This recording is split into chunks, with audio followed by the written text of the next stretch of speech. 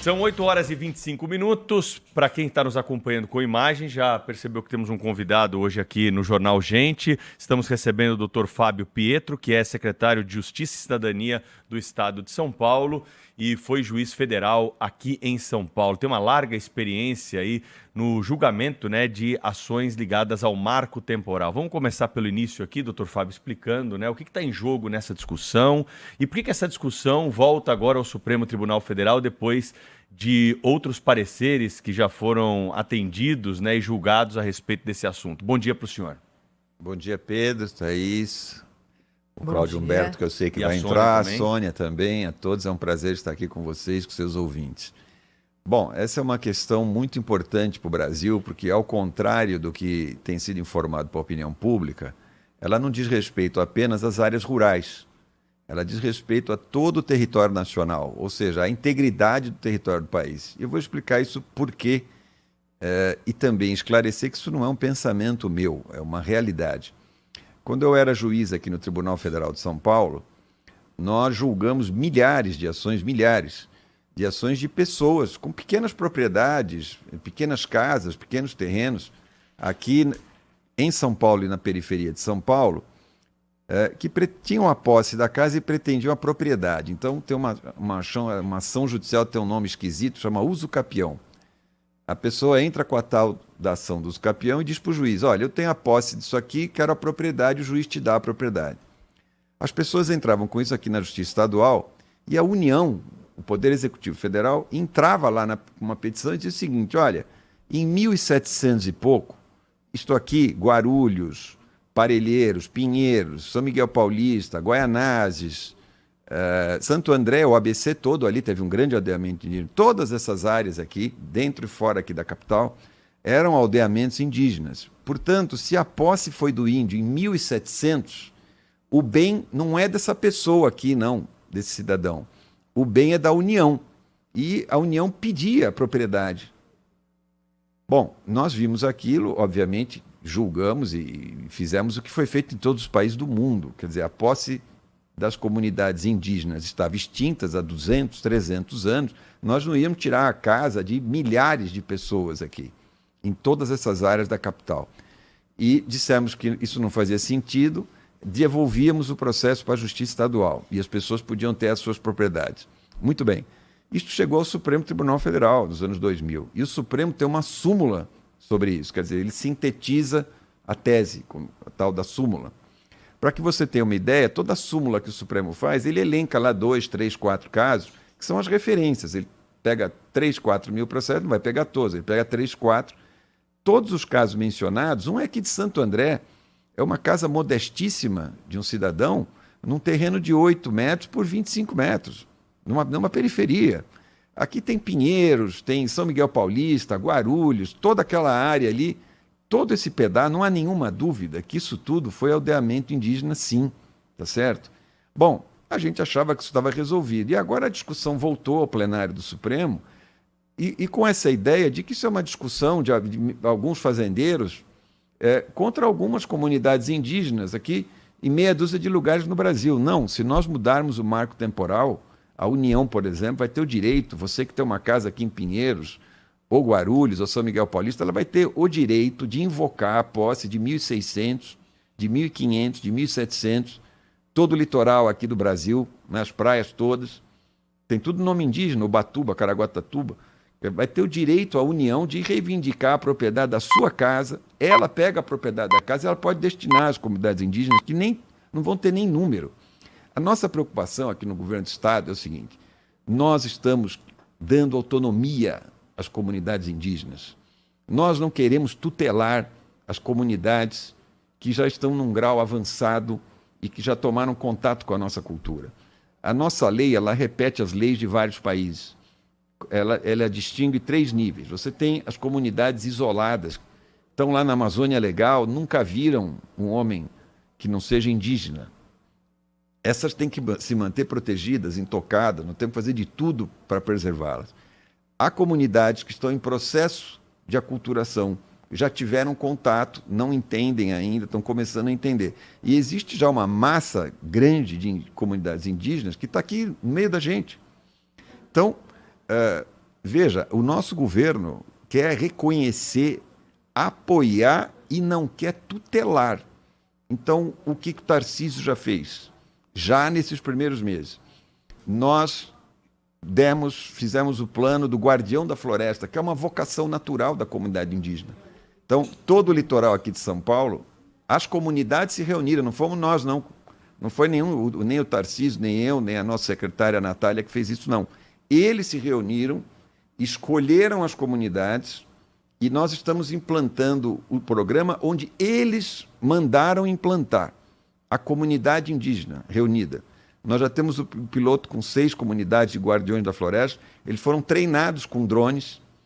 Então, o drone levanta, eles olham toda a Mata Atlântica e eles denunciam para nós e nós mandamos a polícia ambiental lá.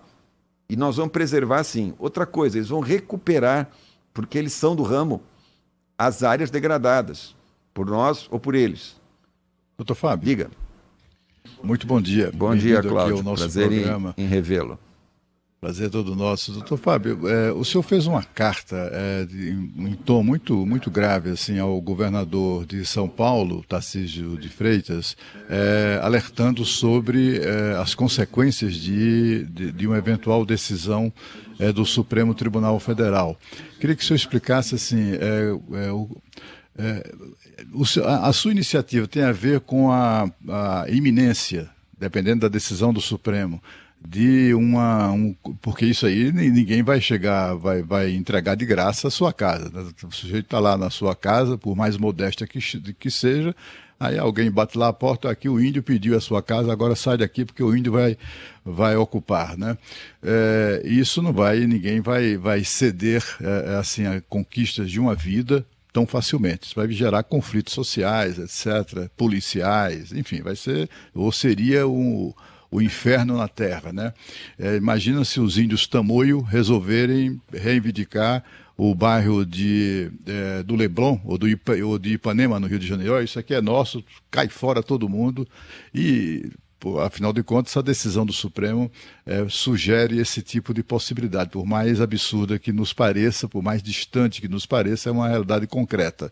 O que eu queria que o senhor falasse sobre isso, né, porque sob o ponto de vista da intranquilidade que isso provoca. E qual também a sua expectativa quanto ao julgamento do Supremo, porque o Supremo Tribunal Federal tem tomado umas decisões que, pelo amor de Deus, muito lacradoras, né, para dizer o mínimo, muito mais motivadas pelo interesse político, da lacração mesmo, né, atender expectativas de ONGs e etc., como é o caso, do que o interesse nacional. Eu queria que o senhor falasse sobre isso, a sua expectativa em relação ao Supremo e por que aquele tom tão preocupante, assim, tão preocupado, né, da carta ao governador de São Paulo. Bom, Cláudio, a nossa preocupação é com todos os cidadãos que estão aqui no território paulista, é nosso dever, a nossa obrigação. Mas nós estamos especialmente preocupados com as comunidades indígenas, porque vai acontecer o que você falou aí. Se o Supremo invalidar essa súmula, veja a gravidade, existe uma súmula do Supremo para os imóveis urbanos. Se nós derrubarmos isso, haverá uma rebelião, naturalmente, contra as comunidades indígenas, que nós não queremos isso.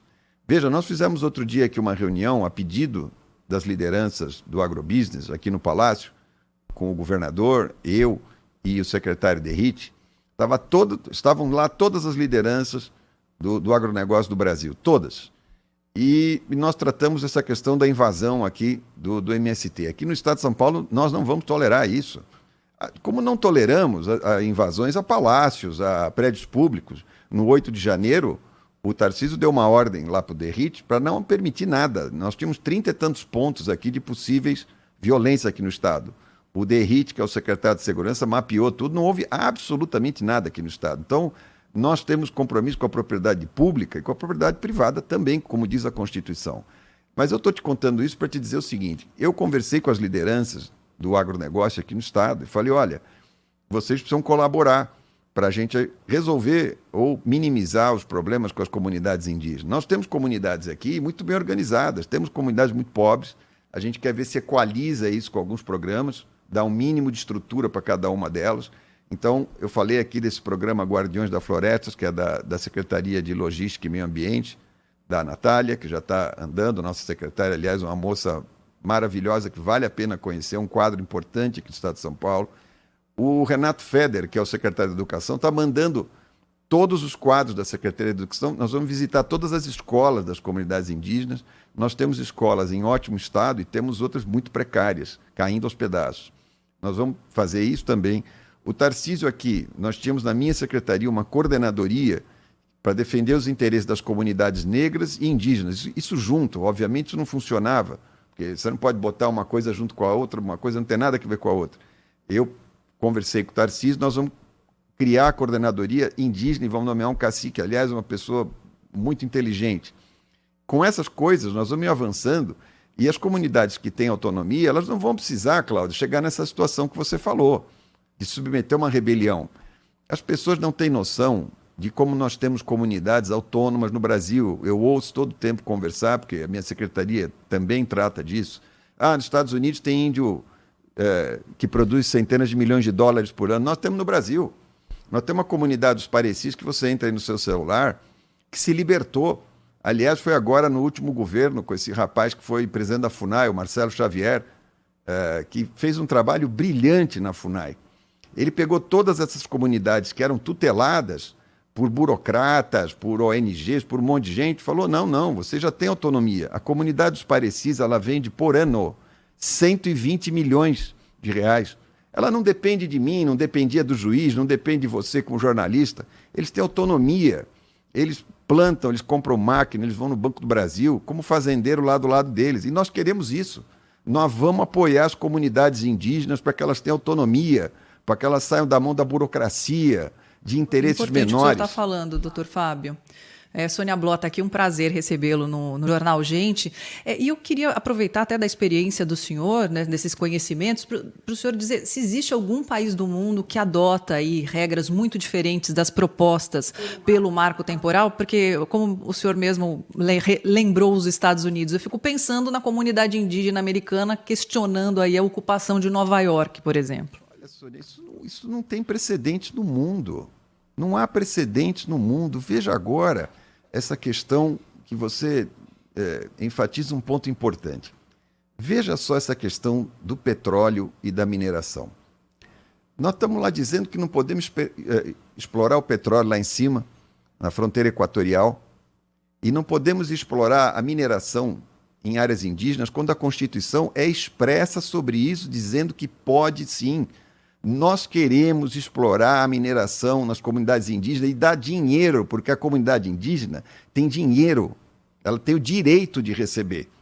Então nós queremos dar capital, tirar na mão dos burocratas, das corporações, desses que vivem aí da tutela do índio. Nós queremos que a comunidade indígena receba por isso. E você veja que coisa curiosa. Aqui não pode fazer isso, não pode fazer aquilo. Não pode, a gente até entende por quê, porque quando a gente expandiu essa fronteira do agronegócio, e olha, nós expandimos, Sônia, em cima da terra árida, que não, só dava cactos. Com tecnologia brasileira e com o empreendedor e o trabalhador brasileiro, o Brasil saiu para a 7ª, 8ª economia do mundo. Se nós explorarmos aquela fronteira agrícola de petróleo lá em cima e explorarmos a mineração, nós seremos o 2º ou 3º país do mundo.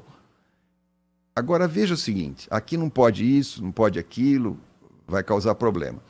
Agora o presidente Biden, nos Estados Unidos, lá no santuário do Alasca, que é um santuário mundial, o presidente baixou um decreto e permitiu a exploração industrial do petróleo no Alasca, tá? Com a foca, com a fauna. O Alasca é o maior território indígena dos Estados Unidos. 15% da população do Alasca é de comunidades indígenas. Não se fala uma vírgula. Você viu alguém aqui falar alguma coisa? Eu não vi ninguém falar. A Noruega está aperfeiçoando a exploração das florestas em pé e derrubada lá. Não se fala nada aqui. A Alemanha está queimando carvão, queimando floresta, para ligar o ar quente lá do inverno. Não se fala uma linha. Agora, nós aqui, que somos o país que mais preserva a área verde do mundo, e veja bem, nós preservamos 36% da área do Brasil em pé. O segundo colocado é os Estados Unidos, sabe com quanto? 19%, e ele põe na conta dos 19%, você sabe o quê? A área gelada do Alasca, que não nasce uma plantinha. A outra, que é o terceiro ou quarto colocado, é a Rússia. Nessa conta de preservação, você sabe o que ela põe? Põe o deserto. Então, nós que somos disparado o país que mais preserva a área verde no mundo, somos a todo tempo parecendo que nós não somos. Quer dizer, para tutelar o índio, para causar mal. Essa semana eu tive um encontro com a comunidade indígena, um cacique extremamente lúcido me disse o seguinte: doutor, eu não quero mais saber de gente recebendo diária e chamando a gente aqui para o resort, o Hotel 5 Estrelas. Aí nós vamos lá, eles ganham diária, eles ficam lá no resort, depois eles vão dar palestra em Paris em nosso nome e nós voltamos lá para a goteira. Ele falou assim para mim. Eu falei: olha, querido, eu falava isso aí da magistratura aqui no Brasil, que 90% dos juízes tem que trabalhar pesado, julgando o processo, mas tem 10% aí passeando e falando em nome de índio, de consumidor, de um monte de coisa, e a gente não consegue tomar um cafezinho na esquina aí porque não tem mais segurança pública. Doutor Fábio, é preciso lembrar que estamos falando de um país, o Brasil, onde 14% do território exatamente é a área ocupada por índios através de regiões demarcadas, né? E aí eu fico lembrando assim de outro desatino cometido pelo Supremo não faz muito tempo, foi aquele relativo à reserva Raposa Serra do Sol, em Roraima, né? Acabaram por destruir com a decisão de terras contínuas, né, na reserva indígena ali em Roraima, acabaram por expulsar os produtores rurais, gente muito simples que trabalhava de sol a sol e transformou Roraima um dos maiores produtores de arroz do Brasil. Isso foi tudo destruído por uma decisão do Supremo de ministros que não sabem nem onde é que fica direito esse negócio.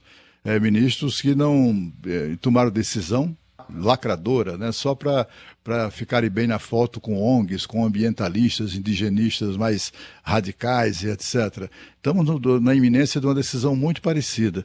Eu volto a insistir na pergunta que lhe fiz há pouco.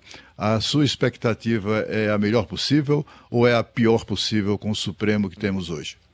Não, eu tenho expectativa que o Supremo mantenha o julgamento que fez. Naquela época da súmula 650, quando julgou essa questão relacionada ao marco temporal com as áreas urbanas dessa grande metrópole que é São Paulo, que ele mantenha a decisão. Eu tenho uma expectativa positiva, nós temos um voto a favor e um voto contra, não é? Faltam os votos de vários ministros, eu tenho muita confiança que o Supremo não vá, como disse a Sônia aí de Paris, não é, Sônia? Seria um precedente na história do mundo, se nós permitíssemos, não é, resgatar uma posse de 300 anos nas maiores cidades do Brasil. Nós vamos criar uma guerra civil aqui. Então eu confio no Supremo, acho que ele vai ter sensibilidade para a questão e expus essa questão ao governador com o meu dever de secretário, mas também com a minha consciência de magistrado de tantos anos, porque eu julguei essas causas. Não é que eu estou achando aqui. Eu julguei a uma súmula do Supremo. Eu expus isso ao governador. Ele tem uma reunião agora, no fim de semana, com os governadores do consórcio Sul-Sudeste, que obviamente tem um imenso interesse nisso. Não é? O Rio Grande do Sul, Paraná, quer dizer, imagina, Curitiba, é tudo palavra indígena, tudo... Veja, não há nenhuma dúvida que as comunidades indígenas tiveram a posse de grande parte do território nacional. Quer dizer, se a gente disser que vai dar a posse, reconhecer essa posse para dar propriedade para a União, quer dizer, nós vamos criar uma guerra civil, como você insinuou aqui, eu concordo com você. Eu acredito na sensibilidade do Supremo, ele não vai, eu tenho certeza que o Supremo não vai fazer isso. Então, aí, deixa eu lhe perguntar sobre o caminho legislativo também, não é? Porque hoje existe essa questão em julgamento no Supremo, que, aliás, foi marcada agora para o começo do mês de junho, para voltar à pauta. É um assunto que já se arrasta, então a gente vai acompanhar de perto aqui para ver se o ritmo dessa vez é outro ou não. Ao mesmo tempo, também na Câmara, há agora um pedido de urgência para que a demarcação de terras indígenas seja uma deliberação do Parlamento, do Legislativo, e não do Poder Executivo. Ou seja, são dois assuntos paralelos que estão correndo em duas casas diferentes. A solução legislativa, na opinião do senhor, seria melhor do que a solução via Supremo Tribunal Federal? Olha, eu confio nas instituições. Eu acho que ninguém vai jogar o país numa guerra civil. Ninguém vai... como a Sônia falou, quer dizer, ninguém vai criar uma teoria pioneira no mundo com uma gravidade dessa. Veja, a democracia liberal, ela é o sistema em que ninguém tem a última palavra. O juiz não tem, o parlamentar não tem, vocês da imprensa também não têm. Antes disso, você tinha os chamados estados teológicos, né? O Papa dava a última palavra, nenhum de nós podia falar nada. Depois você tinha a monarquia, quando o rei falava, acabava. Hoje, na democracia, não existe isso, não é? Você fala aqui como jornalista, o juiz dá uma sentença, o parlamento pode legislar, sim. Ele tem toda a prerrogativa. Na democracia, a gente tem uma estrutura de poder que a gente chama de poder circular. Nenhum de nós está lá em cima. Todos nós participamos desse círculo do poder. Então, tanto o Supremo como o Parlamento podem decidir essa questão. O Parlamento tem, sim, toda a prerrogativa absolutamente legítima.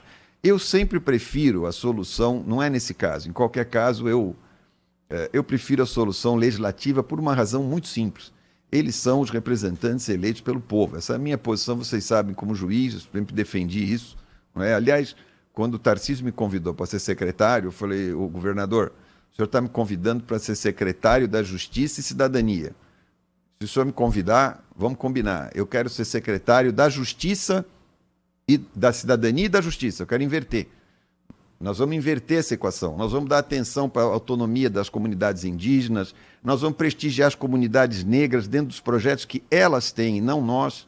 Não é? Nós vamos participar dos projetos em que as pessoas têm autonomia, como consumidores, por exemplo, no PROCON. A gente quer que o cidadão brasileiro tenha autonomia. Quem tem que ter poder é o cidadão, é o eleitor e os seus representantes eleitos. Nós precisamos parar de falar mal aqui de deputado, senador, governador e presidente da República. Isso é muito conveniente para certas pessoas.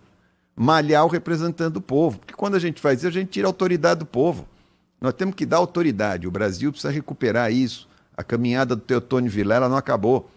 Nós pegamos no meio do caminho e desviamos o poder para o sistema de justiça. Nós temos que acabar a caminhada do Teotônio Vilela e dar o poder ao eleitor. Não é? Acabar com o voto obrigatório, por exemplo, que é o fator que mais encarece as campanhas. Eu sei que hoje, aqui em São Paulo, um candidato, quando vai disputar uma eleição, ele tem que disputar 100 mil votos, porque o colégio eleitoral é gigantesco. Eu já sei que ele vai ter que fazer coisas duvidosas.